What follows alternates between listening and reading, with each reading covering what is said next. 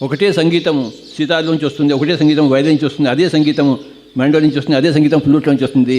సంగీతం అంతా ఒకటే, దైవత్వం అంతా ఒకటే. ఇన్స్ట్రుమెంట్స్ వేరే, దేహాలు వేరే, శరీరాలు వేరే. అదే దైవత్వం ఒక చీమ శరీరంలో వచ్చి ఆ జీవితం ఎలా ఉంటుందో తెలుసుకోవడం కోసం ఆ దైవత్వం అక్కడ ప్రవేశిస్తుంది. అదే దైవత్వం ఒక ఏనుగు శరీరంలో ప్రవేశించి ఆ ఏనుగు శరీరంలో జీవితం ఎలా ఉంటుందో తెలుసుకోవడం కోసం ప్రవేశిస్తుంది. అలాగే అదే దైవత్వం ఈ మానవ శరీరంలో ప్రవేశించి ఈ మానవ జీవితం ఎలా ఉంటుందో తెలుసుకోవడానికే దైవత్వం అంతా ఇగో మానవ శరీరంలో పుట్టింది. శరీరాలు వేరు వేరే కానీ దైవత్వం ఒకటే. ఏనుగు శరీరం వేరే, చీమ శరీరం వేరే, దోమ శరీరం వేరే, మనిషి శరీరం వేరే, కానీ దైవత్వం ఒకటే. ఆ ఒక్కగానొక్క దైవత్వాన్ని పట్టుకోవడం కోసమే ధ్యానము. ధ్యానం లేక దైవత్వం దొరకదు, ధ్యానం లేక ఏకత్వం దొరకదు. ధ్యానం ద్వారానే దైవత్వం దొరుకుతుంది, అవగతమవుతుంది.